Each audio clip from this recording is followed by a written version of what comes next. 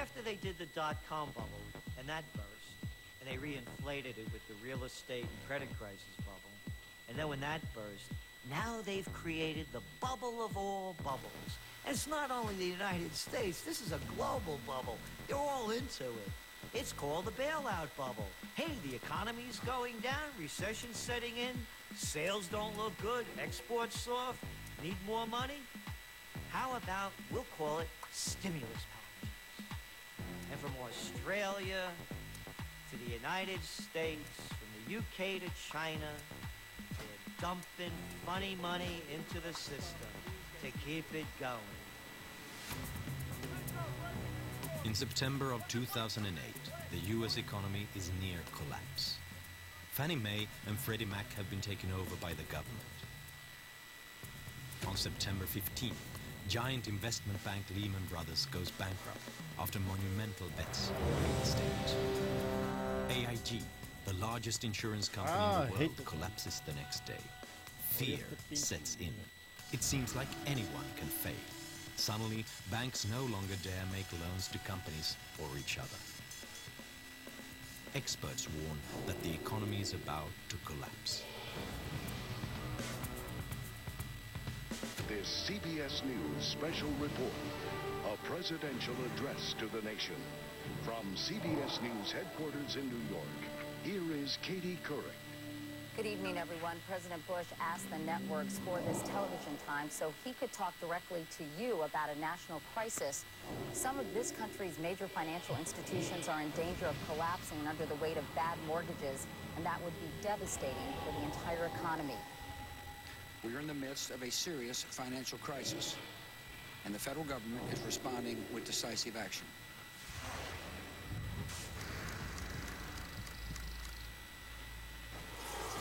In a televised speech, Bush scares the market even more, while still claiming that they can trust him. He has a solution.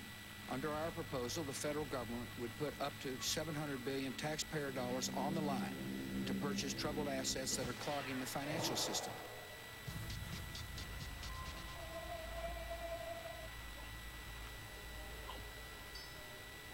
The US government wants to spend huge amount on Wall Street banks to cover their bad deals. Even banks who don't want the money will be forced to take it, so that the public won't know which banks are on the brink of collapse. All those in favor say aye. Opposed say no. The ayes have it. Speaker. I want to thank the Secretary of the Treasury for working hard with the members. Thank the members for working long hours like they've been doing to come up with a solution that's bipartisan and will solve the problem.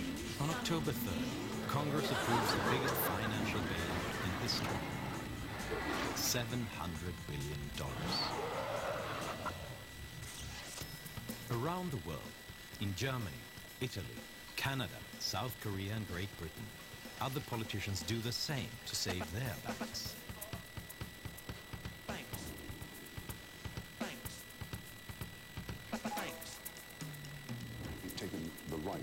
The decisive and the tough decision that was necessary to protect the stability of the financial system and to protect the depositors. David Walker was US Comptroller General from 1998 to 2008. He quit because he was so worried about the US economy that he wanted to have the freedom to warn about what may happen. In my view, the bailout was necessary in certain regards, but in many cases, we wasted a lot of money because we didn't do three things. First, have clearly defined objectives about what we were trying to achieve. Secondly, have criteria established up front as to who would get the money and who wouldn't get the money. And number three, have conditions established up front as to what they could and couldn't do with the money. And as a result of not having those three things, some people got the money that didn't deserve it. Other people got the money that didn't make good use of it, and as a result, we had a lot of waste with regard to taxpayer money. What would it mean if the domestic industry were allowed to fail? You heard Senator Stabenow, so I won't repeat other than to say... As a result of the crisis, the situation for the US auto industry became critical. On November 19th, their CEOs fly to Washington to demand money. The executives came out and they said, if you don't do this, we are going to see a jobs holocaust. They issued extremely high estimates of how many jobs would be lost, and included counting every single company that supplies them with anything. That's why this is all about a lot more than just Detroit. It's about saving the U.S. economy from a catastrophic collapse. A month later, President Bush gives billions of dollars to General Motors and Chrysler. The money comes from the bailout package that was really only designed to save the financial industry. Now some U.S. auto executives say that their companies are in collapse. That the only way they can buy time to restructure is with help from the federal government. Megan McGarry is a financial analyst for The Atlantic and has written extensively about the problems of the U.S. auto industry. Congress wanted an excuse to bail out the auto workers, and the executives gave them just enough political cover to say, well, I'm not really doing this because I want auto worker votes and I'm going to give them a huge amount of money. I'm really doing this for the American economy. But if you look at how much money we gave them, and you're talking about almost $100 billion is how much we will end up spending on this. You know, even if you were saving millions of jobs, it would have been cheaper to give every single one of those people $100,000 to go out and find a new job. The big guys on Wall Street, they can't take their losses. They're crybaby capitalists. Oh, they preach capitalism for everybody but themselves.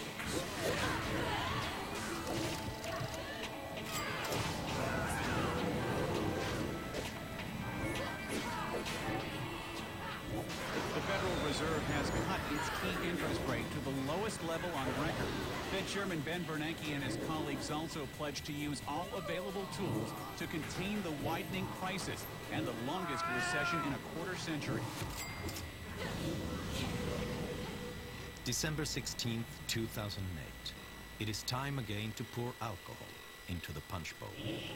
The Federal Reserve reduces interest rates to practically zero to restore investor confidence. Other central banks do the same. Hey, have no credit? Don't worry about it. Just sign on a dotted line. The housing bubble that they inflated blew up with all the carnage and all the bankruptcies. And now what is their solution? Well, gee, let's do the same thing we did before. Instead of having interest rates at 1%, let's have them at 0. And let's buy everything we can. Let's print money and buy mortgages. Let's buy credit card debt, student loans. Let's buy bonds and let's drop money from helicopters to try to get the same risk-taking, excessive gambling on Wall Street. Let's try to convince Americans who are already loaded up on debt to go out and buy more stuff, to go out and go deeper into debt. And if the banks don't want to lend them money, let's make them lend them money. I mean, this is economic, suicide. While the Fed lowers interest rates, President-elect Barack Obama prepares an enormous stimulus package meant to get the U.S. economy going. We are running out of the traditional ammunition that's used in a recession, which is to lower interest rates. They're getting to be about as low as they can go.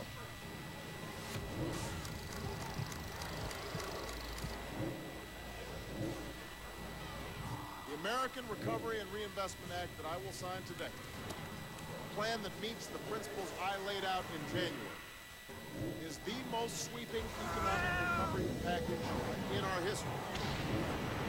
On February 7th, 2009, Obama approves a stimulus package worth $787 billion. With the Bush stimulus package from the year before, U.S. politicians have now spent close to $1 trillion to stimulate the U.S. economy. The money is spent on roads, airports, education, unemployment, and other benefits. There's a bureaucracy in everywhere. And, in Italy they used to say where I'm from. When you have a jar of honey, you will be famous.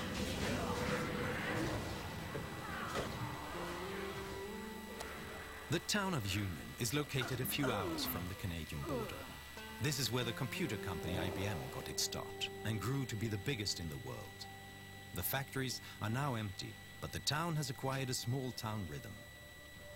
So there was surprise when $600,000 from the stimulus package arrived to combat homelessness. You know, on occasion, you know, our police officers may run across someone and they try to, you know, take the person to an area where they get some shelter and get something to eat. But it's not a problem here. This is Rodeo Drive in Beverly Hills, probably the world's most famous upscale shopping district. It was here, for example, that Julia Roberts went shopping in Pretty Woman. Stimulus money has made its way here as well. These streets are to be repaid to the tune of $1 million. Sure, there are potholes in the asphalt, but is this really the economy that needs to be stimulated? We had a $787 billion stimulus bill, but only about 1/3 of it was truly stimulus. By that I mean timely, targeted, and temporary. The other 2/3 were things that people wanted to do, had been wanting to do for a long time, but they didn't want to have to pay for it. They wanted to do it as part of emergency legislation and charge it to the national credit card. The Johnstown, Pennsylvania airport has 3 scheduled flights a day. Other than that, it's quite empty. When you have the flights coming in, that's when the people are here. Other than that, it's busy. But one face is everywhere. Congressman John Murphy, the airport's namesake.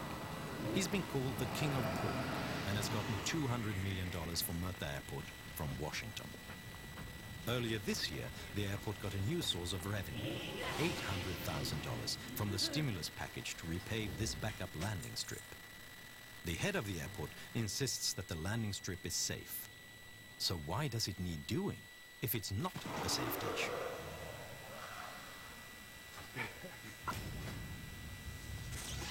Because of the steps we've taken, this plant is about to shift into high gear. One of the biggest stimulus programs was aimed at the auto industry, cash for clunkers. Turn in your old car and get cash toward a new one from the government. It was so popular that its $1 billion budget ran out in a week, so more money was quickly injected. Many countries offered similar programs. Germany had the biggest one and handed out almost $7 billion to those who scrapped any car more than 9 years old while buying a new one. Our government seemed to think that German auto industry is so important, we have to support it in some ways, and therefore they created this bonus. They didn't call it a scrapping bonus because I think they knew just how ridiculous that was, so they called it an environmental bonus. Karen Horn is a doctor of economics at a German economics institute. And of course, people took advantage of that. It worked as long as it was on. The program worked, but now it's out, it's over, and of course, numbers are dropping. People are feeling that they ran into additional debt due to that bonus that they wanted to take advantage of, and they're having problems they didn't anticipate. So Germany spent almost $7 billion to scrap fully functioning cars and to maintain excessive auto factory output. Once the program ended, the industry was right back in the doldrums.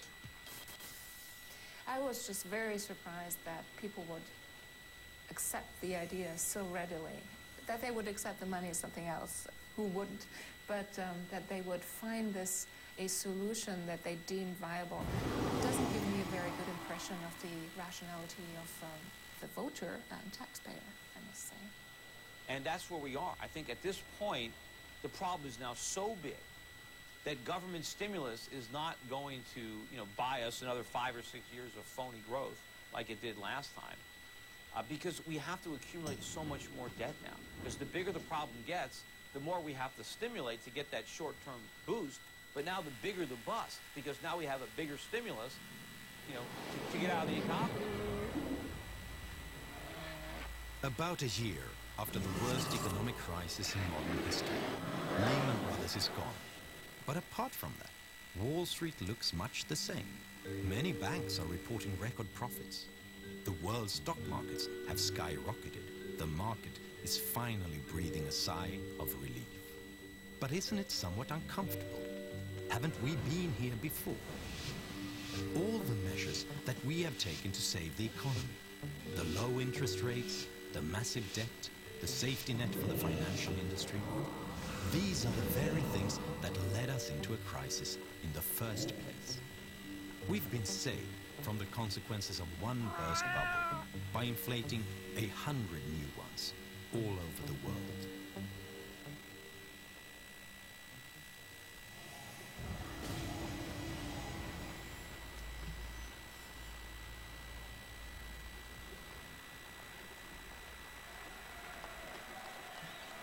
One year ago, I took office amid 2 wars, an economy rocked by a severe recession, a financial system on the verge of collapse, and a government deeply in debt.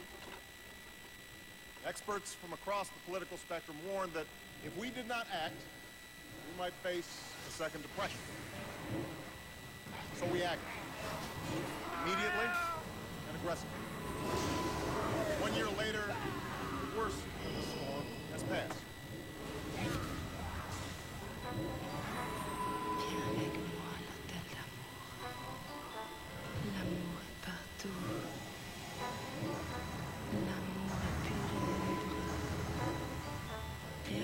Tes rêves à l'hôtel d'amour.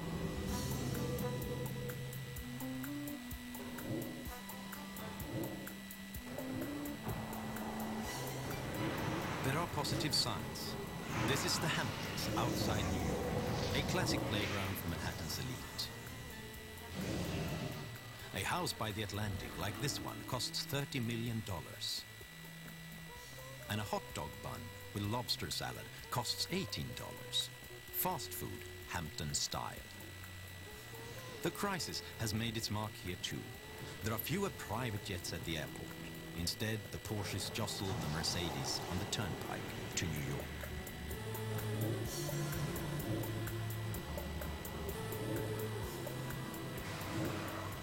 New York City, Washington, D.C., and Los Angeles, California don't represent the real world. They also don't represent the real part of America, the so-called Main Street of America. My tax money go to Beverly Hill. Well, there's a lot of money in Beverly Hill. I don't think they need it. My money. That's a different world. That's not reality. If you ever visit Union and need a haircut, you may well end up at Frank Petrilli's barbershop.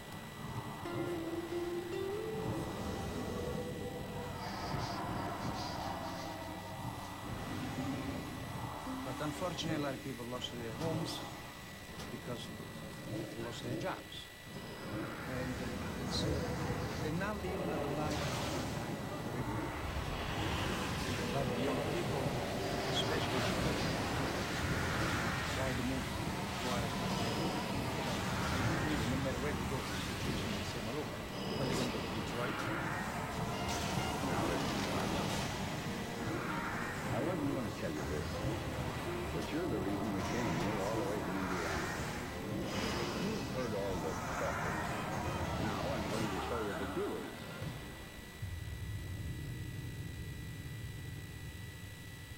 The U.S. government has launched bailouts, stimulus packages and guarantees to the tune of $10,000 billion. Caught myself wondering for the 100th time how the hell I got here. What the hell I'm doing here. That's more than the total cost to the U.S. government for World War I, World War II, the Korean War, the Vietnam War, the invasion of Iraq, the New Deal, the Marshall Plan, and the moon landing. Bush almost racked up more U.S. debt than all presidents before him combined, from George Washington to Bill Clinton. And Obama is almost creating greater debt than all presidents before him, including George W. Bush. But it's not just the U.S. that's increasingly looking like a house of cards. During the crisis, many governments went deeply into debt. Estimates say that the average debt in the richest nations will exceed 100% by the year 2011. These are loans taken at currently low interest rates. Should the interest rate rise by 1%, the U.S. interest payments will rise by $100 billion per year. That's more than the annual cost for the Vietnam War. Sometimes it's just an engine failure, other times it's the deadly flak. The pilot's lucky if the flak kills him. Usually he isn't when he burns to death as his plane spins in. It sounds absurd to even think that the United States, the world's economic superpower, might crash. After all, they get the highest ratings from the credit rating agencies. One of the lessons that we must learn from the mortgage rates is you have to take credit rating with a big grain of salt. Because as we saw with mortgage-related security, they went from AAA rating to junk bond pretty fast once people understood the true situation. Today, the United States is rated AAA, but if it doesn't start taking steps to put its financial house in order, that AAA rating will be lost. It's only a matter when and how quickly. In September 2008, the bankruptcy of one large investment bank brought the world economy to its knees. The fate of Lehman Brothers raised the question of who was next in line, so everyone avoided doing business with banks. How will the world react if the next entity to declare bankruptcy is a nation? Who is next in line if that were to happen? Some houses of cards have already started falling. This is Iceland, until recently one of the richest nations in the world. When the crisis hit, the Icelandic banks collapsed. The Icelandic stock market crashed, leaving the debt with a small population. For the first time in 50 years, this peaceful country saw riots.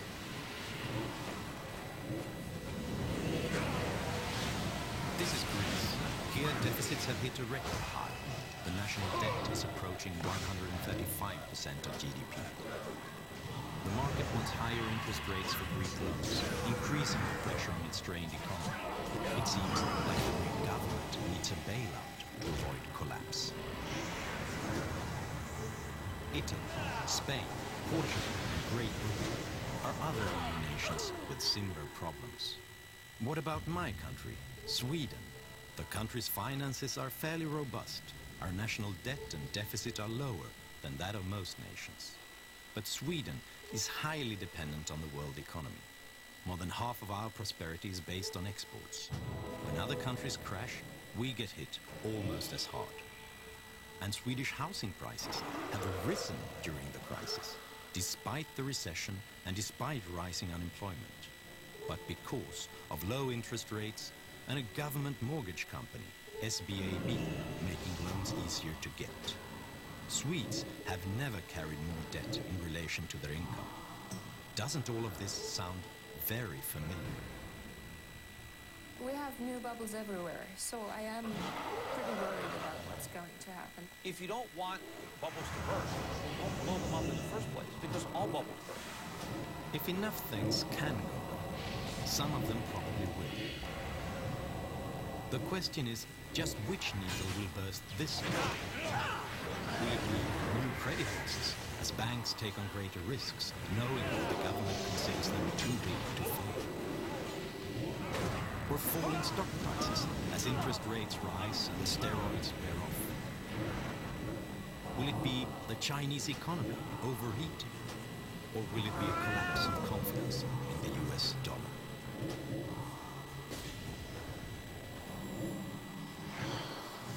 If we lose the confidence of our foreign lenders, and we must not allow it, but if that were to happen, then it would be a dramatic decline in the dollar, a dramatic increase in inflation, significant increase in inflation, a very, very deep recession and possible depression that would be felt around the world.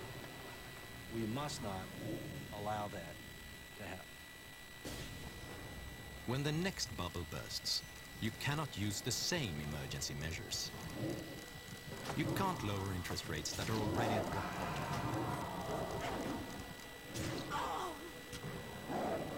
You can't stimulate the economy with borrowed money if an excessive national debt is the cause of the crisis. The governments could save the banks, but who can save the governments? ultimately there's going to be a price all around the world to be paid for this. And the longer it continues, the bigger that price is going to be.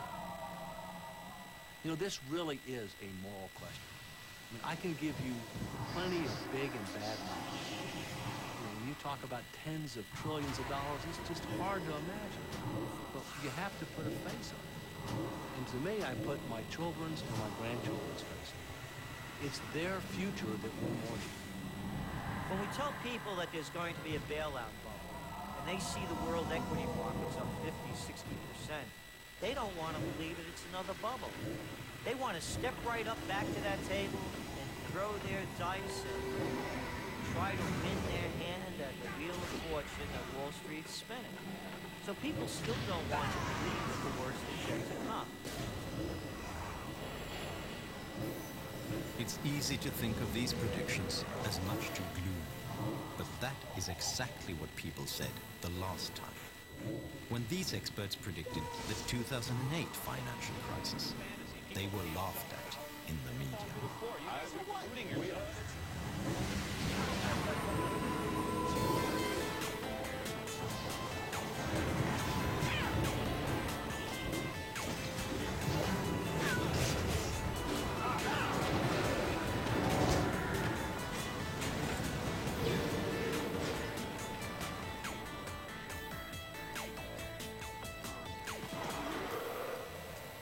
We can do it, but we need to do it soon because the clock is ticking and time is not working in our favor.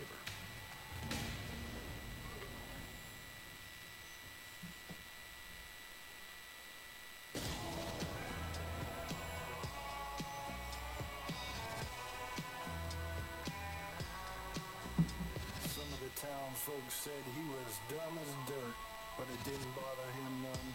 He had a steely look in his eyes that told a different story.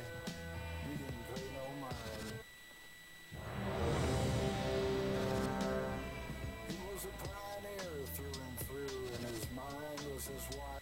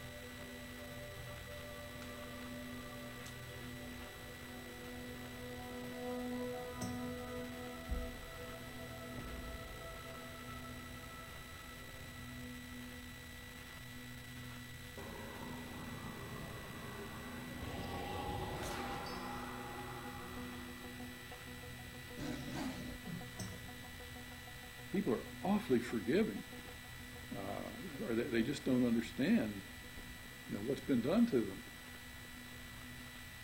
We are at an epochal shift. We're at a point where the West could tip into complacent and quite well off redundancy, or we could play a decisive role in the future. What the banks did was reprehensible. That was why there was the outrage at the greed of the bankers when you gave them money that was supposed to help them lend to others, but they decided to use that money to pay themselves bonuses. For what? For record losses? We are governed by corporations today, often by corporations that don't have very much interest in the United States of America. I don't know what happened, man. What happened to the United States? It went so far in the ditch. At what moment did it all go bad? Was it disco? Was it Donna Summer? Is that what killed America? We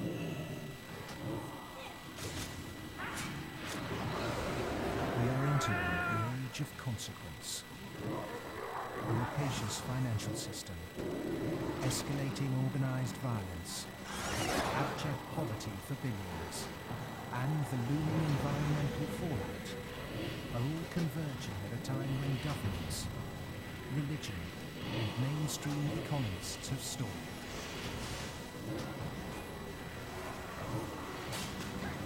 War, conquest, famine, and death. The four horsemen are coming.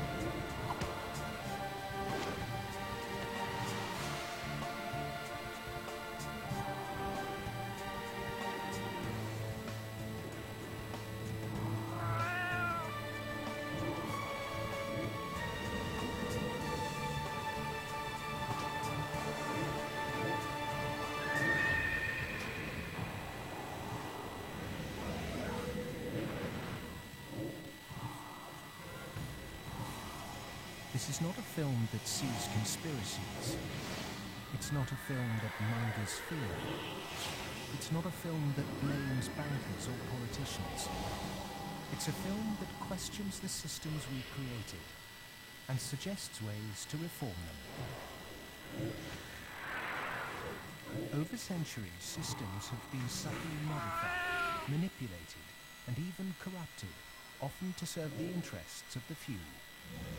We have continually accepted these changes, and because man can adjust to living under virtually any conditions, the trait that's enabled us to survive is the very trait that has suppressed us.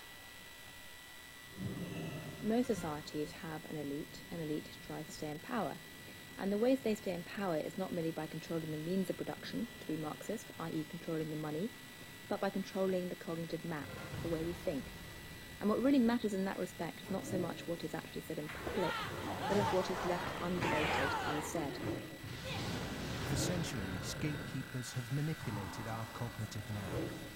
But in 1989, a computer scientist by the name of Tim Berners-Lee implemented the first successful communication between an HTTP client and server. The World Wide Web was born. It has since unleashed a tsunami of instantly accessible, freely available information. Just as Gutenberg's printing press wrestled control of the cognitive map away from the enthusiastically elite, today the internet is beginning to change governments, finance, and the media. We are at the cusp of change. But to enact it, we must first understand the things that have been left unsaid for so long. To do that, we need context from people who speak the truth in the face of collective delusion. Because to understand something is to be liberated from it.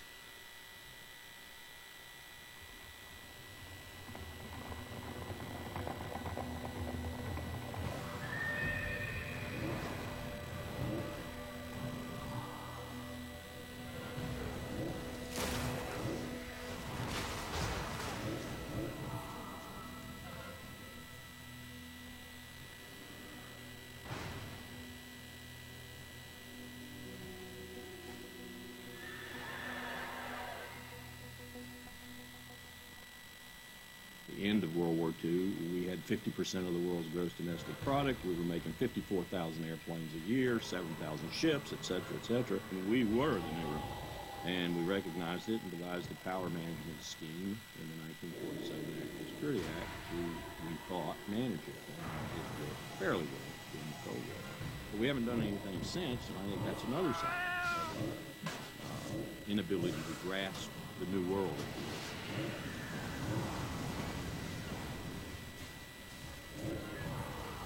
Empires do not begin or end on a certain date, but they do end, and the West has not yet come to terms with its fading supremacy.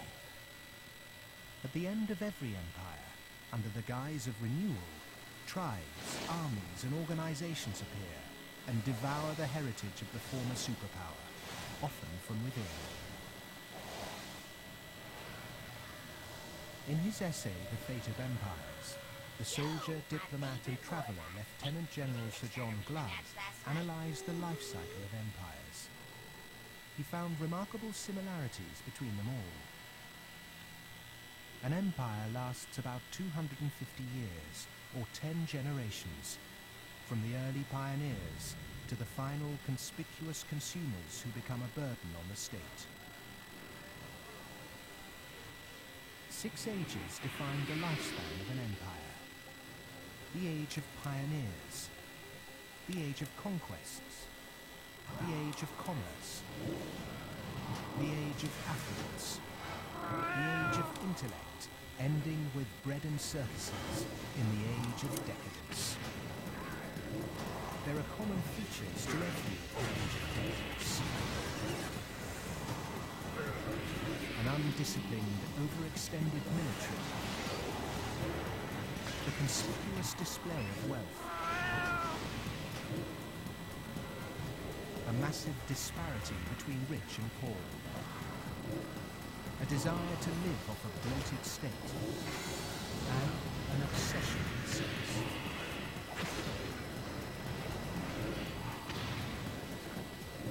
But perhaps the most notorious trait of all is the debasement of the currency. The United States and Great Britain both began on a gold or silver standard, long since abandoned. Rome was all different. So it started on a principle that was very sound, and it was on a silver standard. But as it corrupted further and further and further, the Roman denarius got to the point where it was basically a copper coin and it ran out of plate, walked in silver, and the circulation was paid in silver. And at the end, all the senators that really did at one time what was only were interested in representing how much wealth they could steal out. Great empire wealth always dazzles, but beneath the surface, the unbridled desire for money, power, and material possessions means that duty and public service are replaced by leaders and citizens who scramble for the spoils. Historically, all the signs of the demise of the empire are beginning to develop, some a little more trenchant than others. This current financial and economic crisis, that sort of thing always accompanies the demise of the empire. The people of Rome were constantly being distracted by the gladiatorial events, and the politicians knew that they did this. You know, that there was unrest among the people. There was a huge event going on. They created a new event with lots and lots of gladiators. And every day, we're doing that. That is a common trait of declining empires. And so today in the United States, for example, you find a tremendous emphasis on all kinds of television programs.